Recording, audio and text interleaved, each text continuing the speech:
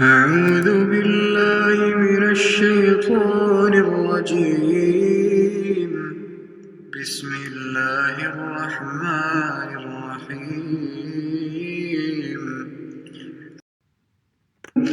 قل كفى بالله بيني وبينكم شهيدا قل كفى بالله بيني وبينكم شهيدا يعلم ما في السماوات والأرض والذين آمنوا بالباطل وكفروا بالله أولئك هم الخاسرون ويستعجلونك بالعذاب ولولا أجل مسمى لجاءهم العذاب وليأتينهم بغتة وهم لا يشعرون يستعجلونك بالعذاب وإن جهنم لمحيطة بالكافرين يوم يغشاهم العذاب من فوقهم ومن تحت أرجلهم ويقول ذوقوا ما كنتم تعملون يا عبادي الذين آمنوا إن أرضي واسعة فإياي فاعبدون كل نفس ذائقة الموت كل نفس ذائقة الموت ثم إلينا ترجعون. اعوذ باللہ من الشیطان الرجیم بسم اللہ الرحمن الرحیم. بڑی خوبصورت آیت تھی آیت 51. اولم یکفہم انا انزلنا علیک الکتاب یتلی علیہم ان فی ذلک لرحمۃ وذکری لقوم یؤمنون. وہاں پر بات ہوئی تھی کہ کیا یہ قرآن کافی نہیں ہے. پیچھے اگر آپ تھوڑا سا جاتے ہو تو آپ کیا دیکھو گے کہ بات ہو رہی تھی نبی اکرم صلی اللہ علیہ وسلم کی سچائی کی، قرآن کی سچائی کی and the difficulties he had to face. Do remember that this is a مکی سورہ. مکی صورتوں میں آپ کو مین تھیمز کیا نظر آتی ہیں؟ ایمان، یعنی ایمان کے بیسکس، عقیدے کے basics, so the oneness of Allah, ایمان. So one very important theme in the Meccan part of the Quran is آخرہ، آخرت پہ یقین. Belief in accountability، اللہ تعالیٰ کی پہچان بہت زیادہ آپ کو مکن صورتوں میں ملے گی. ایک کی ایگزامپل آپ کے پاس کون سی صورت ہے؟ ہاں، کلاسیکل سٹائل اور تھیم کے اعتبار سے مکی سورہ جو آپ کو کہا گیا ہے ہر رات آپ پڑھیں. تبارک الذی بیدہ الملک وہو علی کل شیء قدیر. ٹھیک ہے، بیسک بتا دیا. الذی خلق الموت والحیاۃ لیبلوکم ایکم احسن عملا. ٹھیک ہے، عمل کے بارے میں بتا دیا گیا. اور پھر آگے آپ سورہ ملک میں چلتے. کلاسک اگزامپل ہے واٹ اے مکن سورہ از لائک. ہم نے جب سٹارٹ کی تھی سورۃ العنکبوت ہم نے بات کی تھی کہ اس میں ٹرائلز کی بات ہوئی ہے. انذار اور خوشخبری دینا. انذار یعنی ڈرانا اور خوشخبری دینا. نبی صلی اللہ علیہ وسلم نذیر بھی ہیں اور بشیر بھی ہیں. یہ دو ایسپیکٹس بھی مکن سورہ میں. اچھا، آپ کو کیا چیز نہیں ملتی مکی صورتوں میں؟ ابھی تک ہم سورۃ عنکبوت کے آلموسٹ اینڈ پہ ہیں. What have you not found? So say classically you will find a lot of that in البقرہ. کیا چیز یہاں نہیں مل رہی؟ النور. کیا چیز یہاں نہیں مل رہی؟ احکامات، instructions of life, rules and regulation, laws. یہ سب نہیں اتنا آپ کو مکی دور میں ملتا. اس کے صرف بیسکس ملتے ہیں. مثلاً ہنٹس ملیں گی کہ چیریٹی بہت کرو. نماز کی انیشل چیزیں مل جائیں گی، نماز کی تفصیلات کس طرف منہ کر کے پڑھنا ہے، کیا کرنا ہے، وہ towards end of Meccan era and Madani era. قرآن کی تفسیر کا ایک بہت اہم طریقہ اور بہت اہم پارٹ یہ ہے کہ ہم سیرہ کے تھرو قرآن پاک کی تفسیر سمجھیں، ٹھیک ہے، کیونکہ جس پہ نازل ہوا اور جو لوگ تھے جو اس وقت پڑھ رہے تھے ان کی لائفز کو ساتھ رکھے بغیر ہمیں سمجھ اس طرح سے قرآن نہیں آتا۔ اب یہاں پر دیکھیے کہ ڈیفیکلٹیز آ رہی ہیں نبی اکرم صلی اللہ علیہ وسلم پر۔ پیچھے معجزوں کی بات ہوئی کہ پچھلے اور انبیاء کے معجزے کیا تھے، آپ صلی اللہ علیہ وسلم کو کیا معجزہ دیا گیا، وہ امی تھے، ہم نے پچھلی دفعہ بات کی، یہ سب سیرہ کے ٹچز ہیں، ٹھیک ہے۔ Now in 51 it's so beautiful کہ اللہ تعالیٰ کہہ رہے ہیں اولم یکفہم انا انزلنا علیک الکتاب یتلی علیہم، کیا ان کے لیے یہ میریکل، یہ معجزہ کافی نہیں ہے؟ And this is a reminder why we need to understand the Quran with meaning so that it is not lost in translation, because hey, this is the mu'jiza, this is the miracle that Rasulullah sallallahu alaihi wasallam brought to us. اس کو سمجھنے کی کوشش آپ نے کرنی ہے، وہ آپ کو پلیٹ میں رکھا ہوا نہیں مل جائے گا، یہ اس طرح کا معجزہ نہیں ہے، اسٹرگل کرنا ہے ہمیں اسے سمجھنے کے لیے۔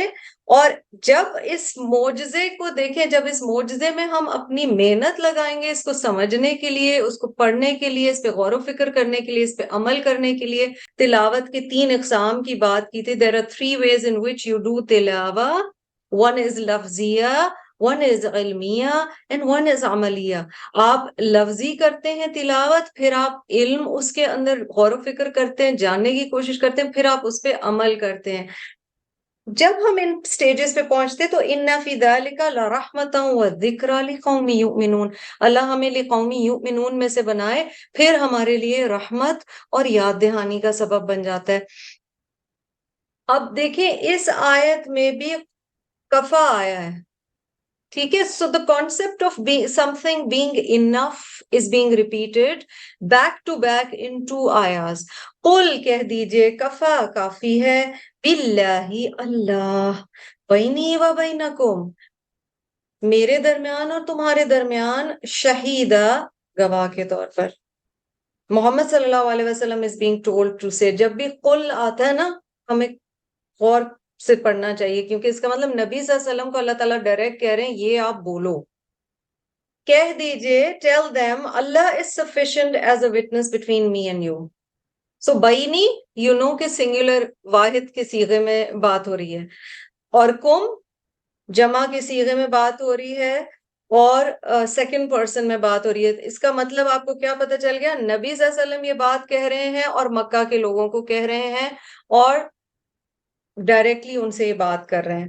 شہیدہ، اللہ تعالیٰ گواہ بن جائے گا، یعنی تم لوگ میری بات نہیں مانتے، مجھ پر الزام لگاتے ہو، میرے لیے باتیں کہتے ہو، اللہ ہمارے بیچ میں گواہ ہے۔ یعلم ما فی السماوات والارض، وہ تمہارے دلوں کی نیت بھی جانتا ہے، میرے دل کی نیت بھی جانتا ہے، وہ جانتا ہے جو کچھ آسمانوں میں اور زمین میں۔ اللہ تعالیٰ کے علم کو یاد دہانی کروائی گئی کہ جو آسمانوں اور زمین کا علم رکھنے والا رب ہے، وہ کیا یہ نہیں جانتا کہ میرے دل میں کیا ہے اور تمہارے دل میں کیا ہے؟ وَالَّذِينَ آمَنُوا بِالْبَاطِلِ وَكَفَرُوا بِاللَّهِ، وہ لوگ جو ایمان لائے ہیں باطل پر یعنی falsehood per, so those who believe in falsehood، وَكَفَرُوا بِاللَّهِ، اور وہ کفر کرتے ہیں اللہ کا، they disbelieve in اللہ سبحانہ و تعالیٰ۔ ایک لمحے کو اگر آپ سپیڈ میں یہ آیات پڑھ رہے ہوتے ہیں نا، کئی دفعہ تلاوت کر رہے ہوتے ہیں، اور اگر ہمیں ترجمہ نہیں آتا، it's very easy to kind of، اور یہ کئی دفعہ ٹیسٹس میں ہوتا ہے اسٹوڈنٹس کے ساتھ کہ ہم ایک چیز کو دوسری، ہمارا مائنڈ پروگرامڈ ہوتا ہے کہ والذین آمنو کے بعد کی بات اگر کی جا رہی ہے تو یہ ضرور ایمان والوں کی ہی بات کی جا رہی ہے نا۔ ایک لمحے کو اگر عربک کو اس کی دیکھو تو پڑھو گے نا اگر جلدی میں والذین آمنو تو لگے گا یہ ایمان والوں کی بات ہو رہی ہے، نہیں، یہاں پہ بات ہو رہی ہے وہ لوگ جو ایمان لائے باطل پر، وَكَفَرُوا بِاللَّهِ، اور انہوں نے کفر کیا اللہ کے ساتھ، أُولَئِكَ هُمُ الْخَاسِرُونَ، یہی لوگ ہیں جو خسارہ پانے والے ہیں، they are going to be in loss، they are not gaining anything، they are the losers، یہی خسارہ پانے والے ہیں۔ تو اللہ تعالیٰ نے یہاں پر بتا دیا آہستہ آہستہ بات کا انداز جا رہا ہے ہجرت کی طرف، جو کہ آج کی ہمارے لیسن کی ایک بہت ہی امپورٹنٹ تھیم ہے، ٹھیک ہے، ہجرت۔ اور اس میں آپ دیکھیے کہ ایک طرح سے کہا جا رہا ہے کہ اللہ گواہ ہے، وہ حقیقت جانتا ہے حق اور باطل کے بیچ میں، اور نقصان کس کا ہوگا اور فائدہ کس کا ہوگا الٹیمیٹلی۔ یہ خاص طور ان کی بات یہاں کیوں آئی؟ Because a lot of times people who are on the path of deen, they are seen as the losers. I mean, کئی دفعہ جو لوگ دین کے راستے پہ ہوتے ہیں وہ سوسائٹی میں فٹ ان نہیں ہوتے، ان کے ساتھ کچھ چیزیں ایسی ہوتی ہیں کہ سمجھ نہیں آ رہا ہوتا لوگوں کو کہ کس طرح سے انہیں ہینڈل کیا جائے۔ They are considered the outcast. بہت ساتھی یہ بات کرتے ہیں، اور ہم لوگ بھی یہ بات کرتے ہیں کئی دفعہ کہ پچھلی دفعہ ہم نے گیدرنگز کی بھی بات کی تھی، کئی دفعہ ہم ان گیدرنگز میں ہم فٹ ان نہیں ہو رہے ہوتے، ہم ان لوگوں میں سوشل سرکلز میں فٹ ان نہیں ہو رہے ہوتے، تو اللہ تعالیٰ نے بتا دیا کہ ایکچولی لوزرز کون ہیں اور گینرز کون ہیں۔ رب تعالیٰ نے ہمیں یہ بات یہاں پر بتا دی، تو اللہ تعالیٰ ہمیں یہاں کہہ رہے ہیں کہ دوسروں کی اکنالجمنٹ اور سپورٹ کا ویٹ نہیں کرو، اللہ وٹنس ہے۔ اچھا، ایک چیز یہ ہم لوگ کئی دفعہ بہت عام حالات میں بھی استعمال کرتے ہیں، ایک چیز جو ہمیں اکثر سننے میں ملتی ہے وہ کیا ہے کہ اللہ گواہ ہے، ٹھیک ہے، یہاں پہ اس آیت میں یہی بات ہو رہی ہے نا۔ اور آپ دیکھو کئی دفعہ ہم یہ بات سنتے ہیں جب دو لوگ آپس میں بات کر رہے ہیں، کوئی بحث ہے، کوئی مباحث ہے، دیکھو اللہ گواہ ہے۔ یہ ہمت دینے والی چیز ہے یا ڈرانے والی چیز ہے؟ پتہ ہے کئی دفعہ ہم لوگ بہت بڑی بڑی باتیں، اگر تو آپ کو یقین ہے کہ آپ سچی بات کریں تو پھر اللہ کو بندہ گواہ بنا کے بات کرے، ورنہ one has to be very careful. میں آپ کو ایک ایگزامپل دیتی ہوں۔ اللہ سبحانہ و تعالیٰ کے نام ہیں، اور ہم اللہ سبحانہ و تعالیٰ کے نام کئی دفعہ لیتے ہیں، اور صحیح ہے کہ لینے بھی چاہیے موقع کی مناسبت سے، پر مثلاً آپ نے اکثر سنا ہوگا جب ڈسپیوٹ ہوتا ہے کوئی، اللہ العدل ہے، آف کورس اللہ العدل ہے، but do we realize what we are saying؟ اس کا عدل صرف اس کے اگینسٹ نہیں جاتا جس سے میں اس وقت ناراض ہوئی نہیں ہوں یا جس نے میرے ساتھ کچھ ناانصافی کر دی ہے۔ اگر اللہ کی صفت عدلیت کو ہم آواز دیتے ہیں، اللہ نہ کرے that can also go against me۔ یہ کیوں کہنا ضروری ہے؟ ایک when we are wronged، یہاں پہ تھوڑا سا آف ٹاپک ہے but it's important, when we are wronged or we are hurt، جب ہمیں تکلیف پہنچائی جاتی ہے، ہمارے ساتھ کوئی ناانصافی ہوتی ہے، ٹینڈنسی کیا ہوتی ہے کہ ہم اللہ نہ کرے بدعا کی طرف جاتے ہیں۔ اگر بدعا ڈائریکٹلی نہیں بھی دیتے تو ہم انڈائریکٹلی دیتے ہیں کہ میں کہہ نہیں رہی ہوں کسی کو یہ، مگر دیکھیں یہ انہوں نے میرے ساتھ کیا ہے، ٹھیک ہے، اور اللہ ہم سب کو معاف کرے، ساتھ یہ بھی کہہ دیتے ہیں، مگر انڈائریکٹلی بد دعا ہی ہو رہی ہوتی ہے۔ مگر یہ کہ بہت احتیاط کرنا چاہیے، اسی لیے ہمیں بار بار کہا گیا کہ تم لوگوں کو معاف کرو تاکہ اللہ سبحانہ و تعالیٰ تمہیں معاف کرے، تم لوگوں کے گناہوں پہ پردہ ڈالو تاکہ اللہ سبحانہ و تعالیٰ تمہارے گناہوں پہ پردہ ڈالے۔ میں کئی دفعہ سوچتی ہوں کہ اللہ نہ کرے جب زیادہ سین مومنٹس ہوتے ہیں، یوزلی تو ہم سب اپنی اپنی نظر میں ہیرو ہیں، ٹھیک ہے، ہم سب بہت اچھے ہیں اور ہم بالکل صحیح بات کر رہے ہوتے ہیں، بٹ کئی دفعہ جو وہ لمحے ہوتے ہیں اللہ سے قرب کے، اس میں ساتھ سوچتا ہے کہ یارا مجھے معاف کر دے، اگر کوئی بیٹھ کے میری غلطیاں نکالنے لگ جائے میں کہاں جاؤں گی؟ تو جہاں یہ ہے کہ اللہ کا اور یہ نبی صلی اللہ علیہ وسلم سے کہلوایا جا رہا ہے کہ اللہ میرے اور تمہارے درمیان گواہ ہے، اور بے شک یہ ریئلائزیشن ہونی چاہیے، وہاں یہ بھی ہے کہ احتیاط بھی ضروری ہے۔ ہم چائلڈ سیکشل ابیوز کے کیسز اتنے بڑے بڑے دیکھ رہے ہیں اس وقت پاکستان میں، اس بچی رضوانہ کا جو واقعہ ہوا ہے جو لاہور میں ہے، ابھی جس بچی کی ڈیتھ ہوئی ہے جو پور میں ہوا ہے، دوز آر کیسز جہاں واقعی اللہ کے عدل کو آواز دیں گے والدین، اور جس طرح کے چھوٹے کیسز میں انسان تھوڑا سا احتیاط کرے، کیونکہ ہم سے بھی بہت ساری غلطیاں ہوتی ہیں۔ موونگ فارورڈ، ابھی بھی کفار ہی کی بات ہو رہی ہے، وَيَسْتَعْجِلُونَكَ بِالْعَذَابِ، اور وہ جلدی مچاتے ہیں آپ سے عذاب کی۔ یعنی فرمائش کرتے ہیں آپ سے عذاب کی. They challenge you to hasten the scourge on them, the punishment on them, the torment on them.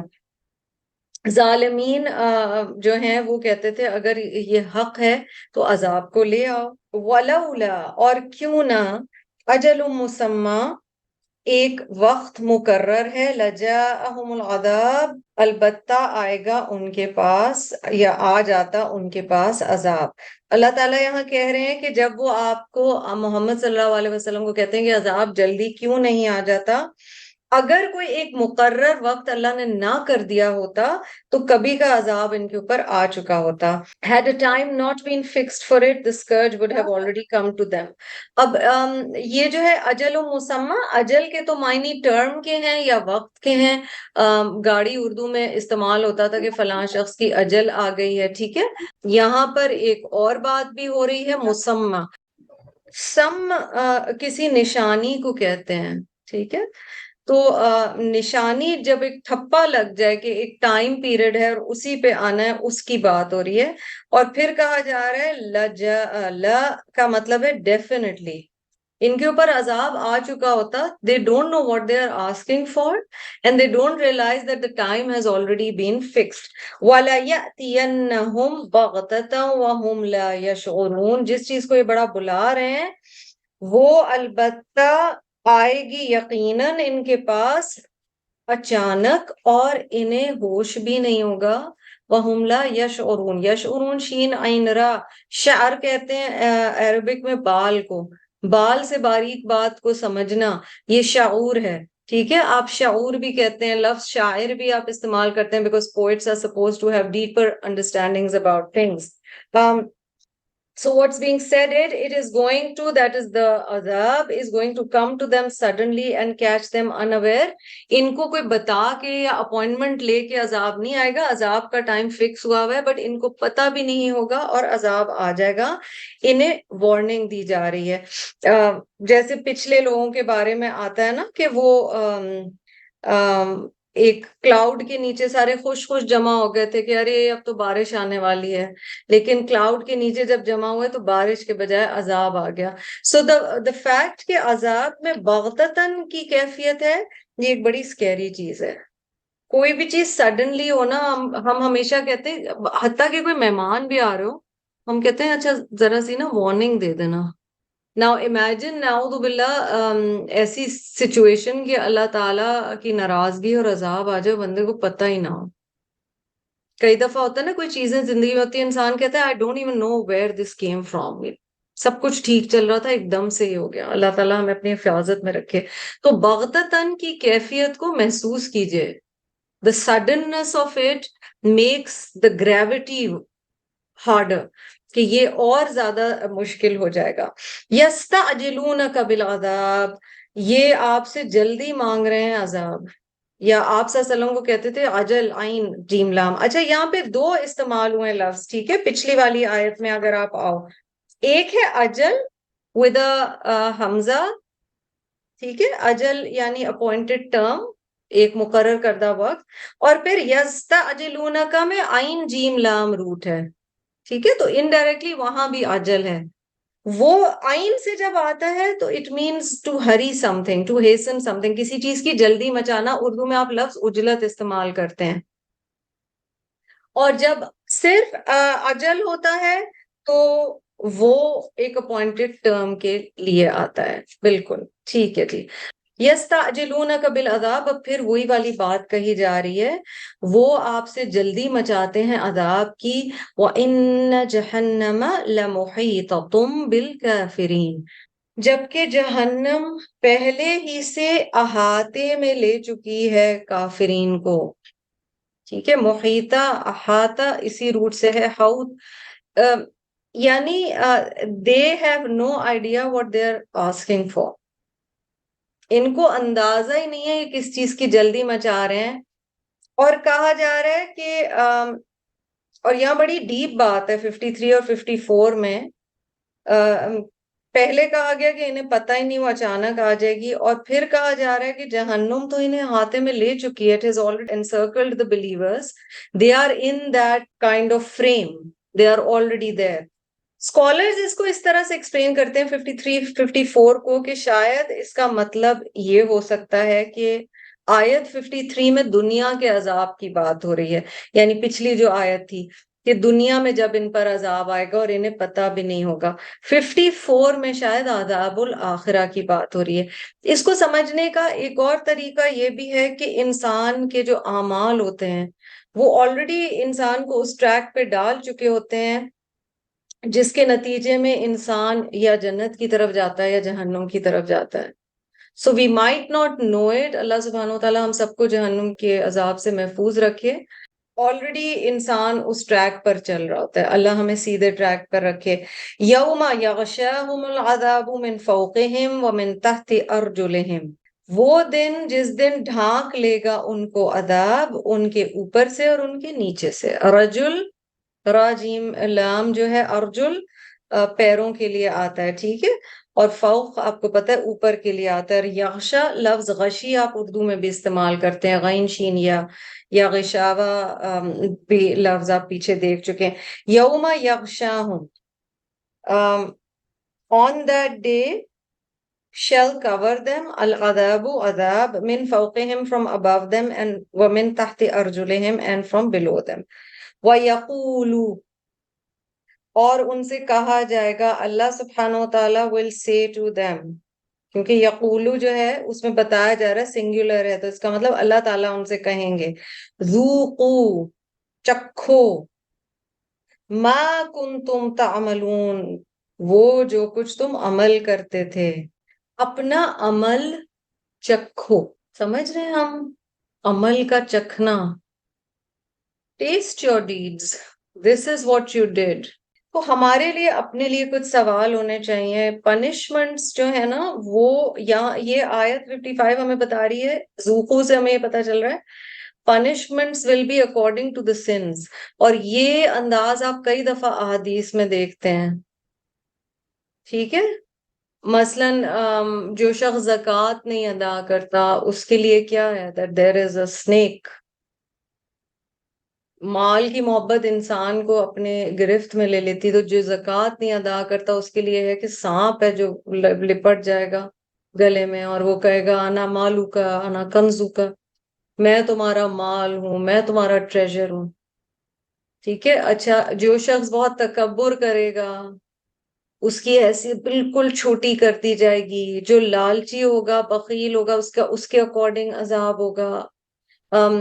آپ کو وہ یاد ہے that if a person has 2 wives اور وہ ان میں انصاف نہیں کرتا ہے تو آخرت میں بتایا گیا ہے۔ Now these can be, you can understand them as metaphors, you can understand them as symbolism بہت ہے اس میں، مگر یہ بالکل ایپٹ بھی ہیں۔ ایک شخص 2 بیویوں میں 2 عورتوں میں انصاف نہیں کرتا، وہ آدھے دھڑ کے ساتھ آئے گا آخرت میں، half his body، بیکاز یہ اتنا کی ریلیشن شپ ہے، اور اگر اس نے ذمہ داری لی تھی تو اس کو دونوں میں انصاف کرنا تھا پر اس نے نہیں کیا۔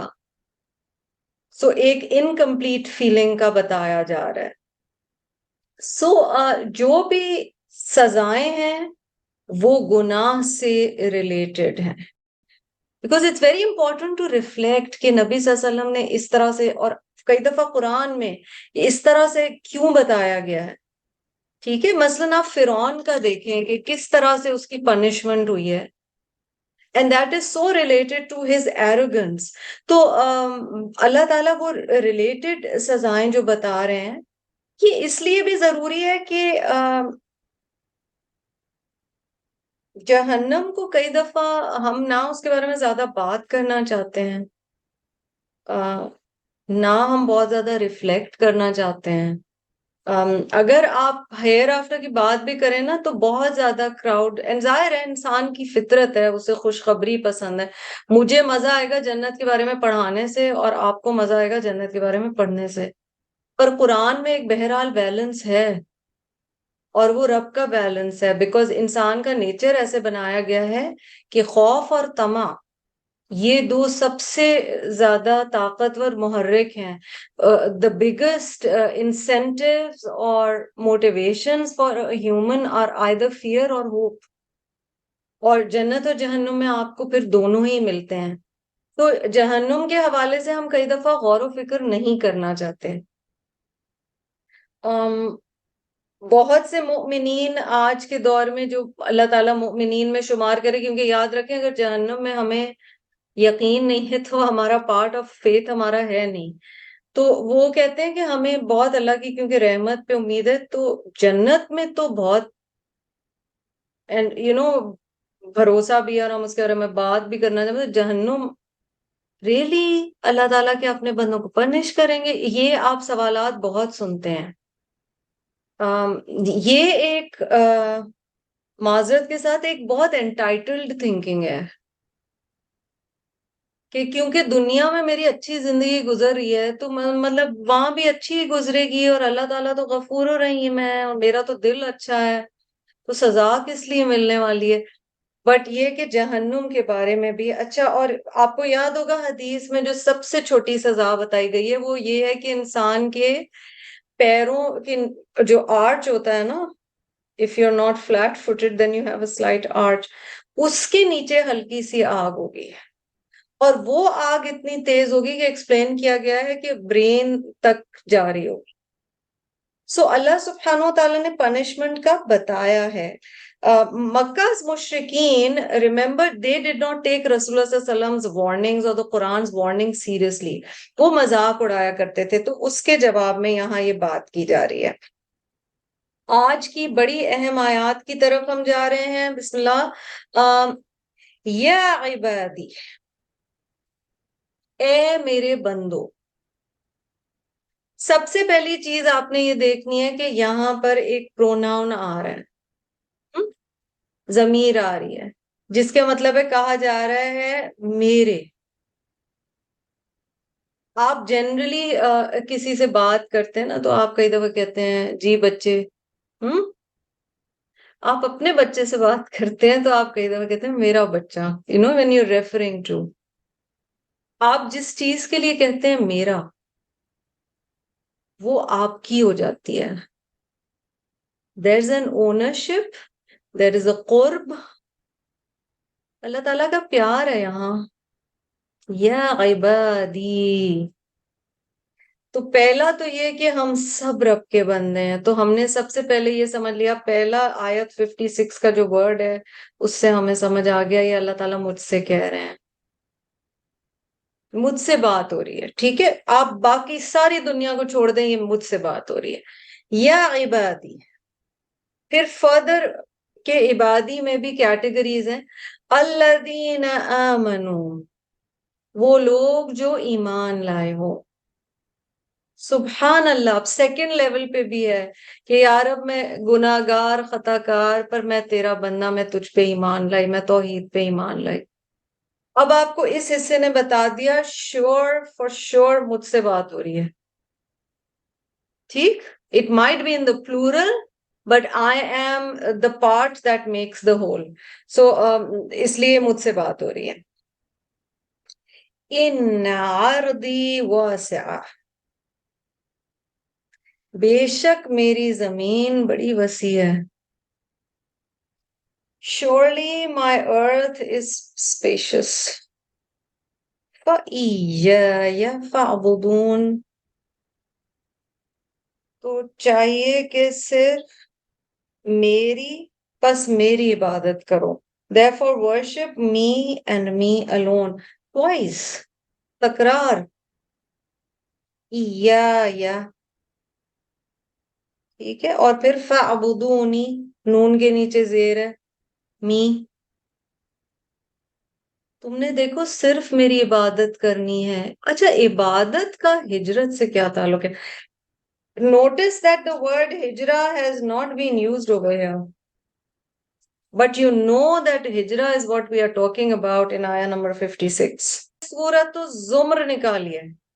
Surah Az-Zumr is the 39th chapter of the Quran and it is in Juz 23.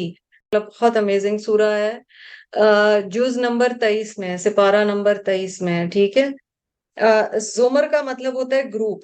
آپ آیت نمبر 10 پہ جائیے. اس کی اس ایکسرسائز سے نا قرآن کے ساتھ فیملیرٹی بڑھتی ہے کہ میں اس طرف بھی چلے جاؤں، میں اس طرف بھی.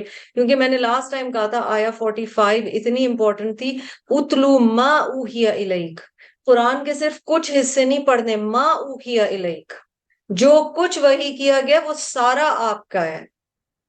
وہ انبیاء اپنی میراث چھوڑ کے گئے مومنین کے لیے کہ ہم پورے قرآن کو پڑھیں. قل یا عبادی الذین آمنوا اتقوا ربکم، کہہ دیجئے اے اللہ کے بندو جو ایمان لائے ہو، اللہ کا تقوی اختیار کرو. للذین احسنوا فی ہذہ الدنیا حسنہ، جو بھی اس دنیا میں احسان کا رویہ کرتے ہیں ان کے لیے بھلائی ہے. وَأَرْضُ اللَّهِ وَاسِعَةٌ، اور اللہ کی زمین بہت بڑی ہے، بہت وسیع ہے. إِنَّمَا يُوَفَّى الصَّابِرُونَ أَجْرَهُمْ بِغَيْرِ حساب، جو اللہ کے راستے میں ہجرت کر جاتا ہے اور صبر کر جاتا ہے، صبر کرنے والوں کو اللہ ان کا اجر پورا پورا دے گا اور بغیر حساب کے دے گا. سبحان اللہ. آپ کو وہ حدیث یاد ہوگی کہ بی بی عائشہ سے آپ صلی اللہ علیہ وسلم کی کانورسیشن ہو رہی ہے. اس کا نٹشل آپ کو بتا رہی ہوں کہ آپ صلی اللہ علیہ وسلم نے کہا کہ بس یا وہ جو دعا ہے نا، اللہم حاسبنی حسابا یسیرا، اللہ تعالیٰ آسان حساب لینا، اس کے کانٹیکسٹ میں ہے کہ آسان حساب یہ کہ بس اللہ تعالیٰ نے ایک ایسے سکم تھرو کیا یا بس دیکھا اور کہا جانے دو. اور اگر خدا نہ خواستہ اللہ تعالیٰ نے ڈیٹیل میں کسی کا نامہ اعمال پڑھنا شروع کر دیا تو گئے. اب آیت 10 سورۃ الزمر میں ہے بغیر حساب. How beautiful is that? So that means we have to understand this concept of the earth being spacious and hijra. یہ بہت اہم چیزیں ہیں جو ہمیں سمجھنے کی ضرورت ہے. پہلی چیز، اور اس کو اب ہم آہستہ آہستہ ڈائسیکٹ کرتے ہیں، ہجرت کا پہلا پرنسپل کیا ہے؟ آپ ہجرت کیوں کرتے ہیں؟ یہ یاد رکھیں، یہ مکی سورہ ہے، مکی سورہ ہے نا، جس کا مطلب ہے آہستہ آہستہ ہنٹس تھیں کہ اب نبی اکرم صلی اللہ علیہ وسلم کو جانا ہے، یہاں سے ہجرت کرنی ہے. ٹھیک ہے، مکہ سے مدینہ ہجرت کرنی ہے کیونکہ وہاں پر دین پر ایکٹ کرنا امپاسبل ہو گیا تھا. پہلی چیز کیا ہے؟ ہر وہ چیز چھوڑ دینا جو میرے اور اللہ کی اطاعت کے بیچ میں آتی ہے، یہ ہجرت ہے. To leave anything that comes between me and obedience of Allah. اللہ اکبر. کافی بھاری بات ہے نا. ہر وہ چیز چھوڑ دینا جو میرے اور اللہ کی اطاعت کے بیچ میں آتی ہے، یہ ہجرت. مکی دور میں کیا ہو رہا تھا؟ they were unable to practice دین. ان کے اوپر اتنی اپریشن تھی کہ وہ لٹرلی نہ وہ نماز پڑھ پاتے تھے، نہ وہ حلال کما پاتے تھے، نہ وہ دین کا پیغام آگے دے پاتے تھے. they had to leave that place. Oppression اور ظلم کی حد تھی. ٹھیک ہے. اچھا، اس آیت کا پورا سمجھنے کے لیے اگلی آیت کو بھی ساتھ لے کے چلنا ہوگا. تو ایک لمحے کے لیے ہم سکم تھرو کرتے ہیں آیا 57 میں بھی. کل نفس ذائقۃ الموت، ہر نفس کو موت کا مزہ چکھنا ہے. ثم الینا ترجعون، پھر ہماری طرف پلٹنا ہے. اس صورت کی آیت کی ڈیٹیل میں بعد میں جائیں گے، بٹ ایک چیز آپ کو پتہ چل گئی کہ جو فالوئنگ آیا ہے اس میں موت کی بات کی گئی ہے، اور یہ کہا گیا ہے each one of you has to die, it's inevitable. موت تو آنی ہی آنی ہے. ٹھیک، بتا دیا گیا. اس کا جی ہجرت سے کیا تعلق ہے؟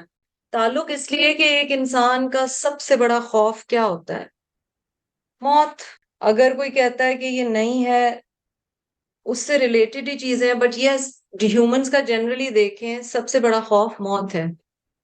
اپنے لیے، اپنے قریبی لوگوں کے لیے. That is our biggest fear. Sometimes we سے مجھے اپنی پرواہ نہیں ہے، پیاروں کی تو پرواہ ہوتی ہے نا. تو ساتھ ہی وہ بتا دیا گیا کہ ڈیتھ تو انیویٹیبل ہے، تو اگر تم اس ڈر سے ہجرت نہیں کر رہے ہو تو ایسا نہ کرو، بیکاز جو ہونا ہے وہ ہونا ہے. اب میں کچھ احادیث اور کچھ چیزیں آپ کو ہجرت کے حوالے سے پڑھ کے بتاؤں گی which really really helps. So the root is hajara, کسی چیز کو چھوڑ دینا. ایک آدمی رسول اللہ صلی اللہ علیہ وسلم کے پاس آیا اور اس نے کہا یا رسول اللہ صلی اللہ علیہ وسلم ای الحجرتی افضل، کون سی ہجرت سب سے افضل ہے؟ O Messenger of Allah, which emigration is best? The Messenger of Allah sallallahu alaihi wasallam said, to emigrate away from that which Allah disapproves. قال أن تحجر ما كره ربك. یہ ہے آپ صلی اللہ علیہ وسلم کا جواب. قال أن تحجر ما كره ربك. تم اس چیز سے ہجرت اختیار کر لو جو تیرے رب کو ناپسند ہے، وہ چیز چھوڑ دو. ٹھیک ہے، یہ مسند احمد میں حدیث ہے. اس کی ابھی تفصیل میں نہیں جاؤں گی، لیکن یہ بہت اہم حدیث ہے کہ سب سے امپورٹنٹ حدیث اس سلسلے میں یہ ہے، اور سب سے امپورٹنٹ چیز سمجھنے کی یہ ہے کہ سب سے افضل ہجرت یہ ہے کہ آپ، اسی لیے کہا جاتا ہے بیسٹ ہجرت ہے گناہ سے ثواب کی طرف. ٹھیک ہے. اچھا جی، ہجرت کے بارے میں کچھ اور احادیث آپ کو بتاتی ہوں. معاویہ reported رضی اللہ عنہ, the messenger of Allah sallallahu alaihi wasallam said, emigration will not end until repentance ends, and repentance will not end until the sun rises from the west. یہ سنن نبی داؤد کی حدیث ہے.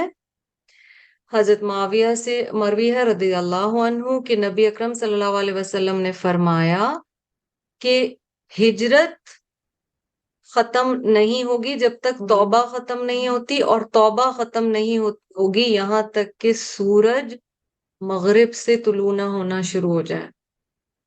یعنی ہجرت انسان جو اللہ کے راستے میں وہ کرتے رہیں گے. ٹھیک ہے. اب ہجرت کی قسمیں ہیں. ایک حدیث میں یہ بھی آتا ہے کہ ہجرت ایک علاقے سے دوسرے علاقے میں ضروری نہیں ہے اگر اسلام اوپنلی پریکٹس کیا جا سکے. ٹھیک ہے. یہ حضرت ابن عباس سے رپورٹڈ حدیث ہے. عبداللہ ابن عباس رضی اللہ عنہ. بخاری کی حدیث ہے. The Prophet صلی اللہ علیہ وسلم said on the day Makkah was liberated, there is no longer emigration but rather only jihad and good intentions. When you are called to duty, go forth. یعنی فتح مکہ کے دن آپ صلی اللہ علیہ وسلم نے کہا کہ آج کے بعد سے، یعنی اس وقت کے مسلمانوں کے لیے ہجرت ختم ہو چکی ہے، لیکن جہاد باقی ہے اور اچھی نیت باقی ہے، اور جب تمہیں کام کے لیے بلایا جائے تو تم چلے جاؤ. تو اگر کسی علاقے میں کھل کر دین پریکٹس کیا جا سکتا ہے. however ابھی میں اس تفصیل میں نہیں جاؤں گی کہ کیا ہمیں دارالکفر میں رہنا چاہیے یا نہیں رہنا چاہیے. ہجرت کی فضیلت دیکھیے. یہ حدیث بہت ہی پیاری ہے جی، اور یہ صحیح مسلم کی حدیث ہے. عمر بن العاص سے روایت ہے. رسول اللہ صلی اللہ علیہ وسلم نے فرمایا، کیا تمہیں یہ معلوم نہیں کہ اسلام قبول کرنے سے اس سے پہلے کے تمام گناہ دھل جاتے ہیں؟ ہجرت کرنے سے اس سے پہلے کے تمام گناہ دھل جاتے ہیں. حج کرنے سے اس سے پہلے کے تمام گناہ دھل جاتے ہیں. 3 چیزیں ہیں نا. ٹھیک ہے. اسلام قبول کرنا، پیچھے کے تمام گناہ معاف. ہجرت کرنا، پیچھے کے تمام گناہ معاف. حج کرنا، پیچھے کے تمام گناہ معاف. ہمیں سب سے زیادہ حج کا تو پتہ ہے، پر ایک گناہ سے جب ہم نیکی کی طرف ہجرت کرتے ہیں یا ایک علاقے سے ایک علاقے کی طرف ہجرت کرتے ہیں، اس سے بھی پچھلے تمام گناہ معاف ہوتے ہیں. مثلاً ایک شخص ہے، اللہ نہ کرے وہ ساری زندگی حرام کمائی کرتا رہے، رشوت کھاتا رہا یا سود پہ قرضے دیتا رہا، یا جو اس نے توبہ کر لی تو اس نے ہجرت کی، اس نے کہا جس طرح بھی ہو میں اب یہ کام نہیں کروں گا. کیا ہوا؟ اس کے پچھلے تمام گناہ جو اس سلسلے کے تھے وہ معاف ہو گئے. پھر آپ حدیث دیکھیے کہ نبی صلی اللہ علیہ وسلم نے اجازت دی کہ تم کہیں بھی رہو. ایک صحابی آپ صلی اللہ علیہ وسلم کے پاس آئے، فدیق، اور انہوں نے کہا یا رسول اللہ صلی اللہ علیہ وسلم they argue that whomever does not make emigration will be ruined. یہ صحیح ابن حبان کی حدیث ہے. یعنی لوگ مجھے کہتے ہیں کہ جو بھی ہجرت نہیں کرے گا وہ تباہ و برباد ہو جائے گا. نبی صلی اللہ علیہ وسلم نے کہا اے فدیق نماز قائم کرو, گناہوں سے بچو, اور تم زمین میں اپنے لوگوں کے ساتھ جہاں چاہو رہو, یعنی اسلام پر عمل کرتے رہو.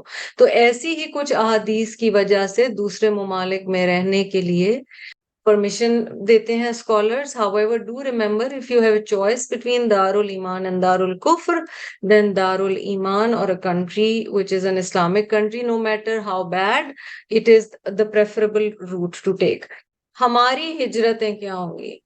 علاقوں سے زیادہ ہمارے اعمال کے اعتبار سے ہم ہجرت کر سکتے ہیں. مجھے یاد ہے بہت شروع میں ایک استاد تھی میری شگفتہ آپا, اللہ انہیں خوش رکھے, اور قرآن میں نے ایز اے کڈ ان سے پڑھنا شروع کیا تھا. مجھے ان کا وہ بھولتا نہیں. وہ کہتی تھی کہ تمہارا جہاد یہ ہے اور تمہاری ہجرت یہ ہے کہ اگر تم وداؤٹ سلیو سے فل سلیوز پہ آ گئی ہو تو یہ تمہاری ہجرت ہے, یہ تمہارا جہاد ہے. ٹھیک ہے, but that doesn't mean it should stop there, it should go to the next level. ہجرت is a progressive thing, you progress towards better and better. اسی لیے بہت زیادہ احتیاط کریں ایک چیز کا. دیکھو آپ پوائنٹ اے سے پوائنٹ بی پہ چلے گئے ہو, کئی دفعہ حالات ایسے ہوتے ہیں کہ ہم سلائڈ بیک ہو کے پھر پوائنٹ اے اور بی کے بیچ میں کہیں آ جاتے ہیں. ٹھیک ہے, اگر وہ مثال ہے, مثلا آپ نے حجاب کا کوئی ایفرٹ کیا ہے, یا آپ نے کہا ہو کہ اب میں غیبت نہیں کروں گی, یا واٹ ایور آپ کی جو انٹینشن ہے, اور آپ نے ایک چیز سٹارٹ کی ہے, وہ جو سلائڈنگ بیک ہے اس میں بڑی احتیاط کیجئے, کیونکہ آپ نے بڑی محنت سے لوگوں کی باتیں سن کے وہ ایک انیشل سٹیپ آپ نے لے لیا ہے.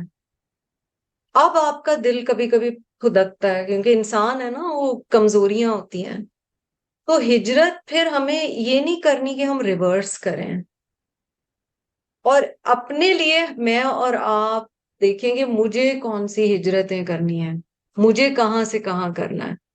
ٹھیک ہے, مثلاً حلال کمائی, ہاؤ وی ڈریس, ہم اپنے بچوں کے ساتھ کیسا معاملہ کرتے ہیں, شوہر کے ساتھ کیسا معاملہ کرتے ہیں, ہماری بات کا انداز کیا ہے, ہماری نمازیں کیسی ہیں, ہم کیا دیکھتے ہیں, ہم کیا بولتے ہیں, لوگ ہمیں دیکھ رہے ہیں تو وہ کیا نتیجہ.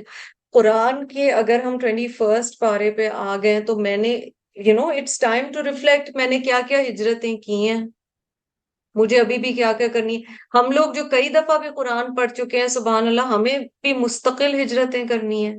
یہاں جو کہا گیا ہے نا ان ارضی واسعہ, یہ اتنی خوبصورت کانسیپٹ ہے. اللہ کے ناموں میں سے الواسع کا جو کانسیپٹ ہے, یہ ہر چیز کو دیکھو. ایک جو چیز بتائی گئی نا قرآن میں, آپ کو اگر وہ آیت یاد ہو, وَمَن یُوقَ شُحَّ نَفْسِهِ, جو اپنے نفس کی تنگی سے بچا لیا گیا, بخل سے بچا لیا گیا, whoever was saved from the stinginess of the soul. stinginess of the soul یا small heartedness of the soul جو ہے نا, وہ بھی اس لیے ہوتی ہے کہ ہمیں اس چیز پر یقین نہیں ہوتا کہ اللہ کی زمین بڑی ہے. مثال, ایک گیدرنگ ہے, اس میں ایک شخص کی پکائی ہوئی چیز کی بہت تعریف ہوئی ہے, آپ بھی ون ڈش میں کچھ لے کے گئے تھے, آپ کی پکائی ہوئی چیز کی اتنی تعریف نہیں ہو رہی. اللہ الواسع ہے نا, سب کے لیے گنجائش ہے, پر میں کیونکہ انسان ہوں اور کمزور ہوں اور ننھا سا میرا دل ہے, تو میں کہتی ہوں ہائے اس کی تعریف ہوگی تو میری نہیں ہوئی. اس نے کیوں وہ پہن لیا, میں نے اور پہ یہی پہن لیا. میاں جو ہے وہ ماں کے ساتھ بیٹھ کے زیادہ ٹائم گزار رہا ہے, میرے ساتھ نہیں گزار رہا. یا ماں کہے بیوی کے ساتھ اتنا ٹائم گزار رہا ہے, میرے ساتھ نہیں گزار. یہ سب دل کی تنگیاں ہیں. کلاس میں ایک کی تعریف ہو رہی ہے, مجھ سے اس دفعہ پوچھا نہیں گیا, بھی اگلے نے ہو سکتا ہے سوچا بھی نہ ہو, لیکن یہ ہمارے دل میں ہوتا ہے نا کہ وہ ریسٹرکشن ہمارے دلوں میں آ جاتی ہے.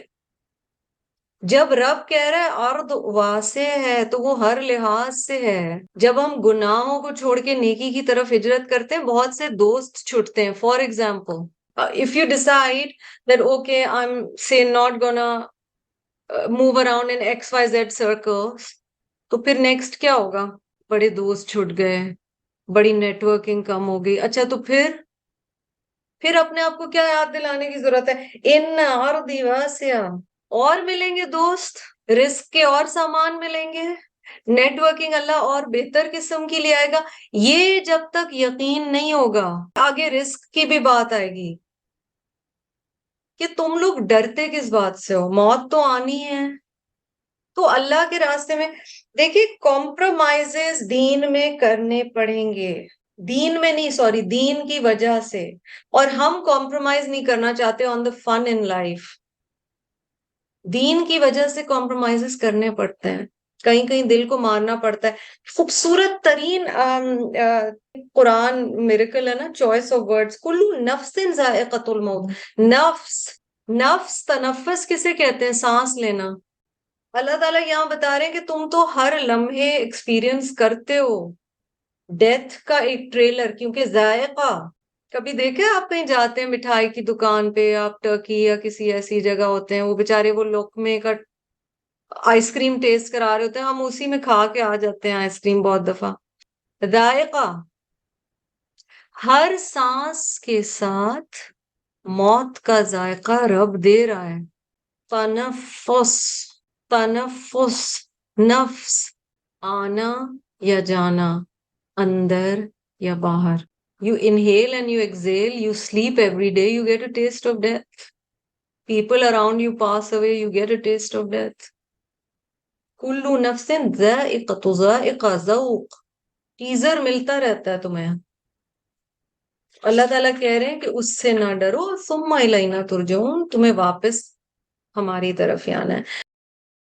ہمارے جو بھی پیارے دنیا سے جا چکے ہیں اللہ پاک ان سب کی مغفرت فرما، ہمیں قرآن سے جوڑے رکھ، ہمارے اہل و عیال کو صحت، تندرستی، ایمان، عافیت، رزق حلال عطا فرما.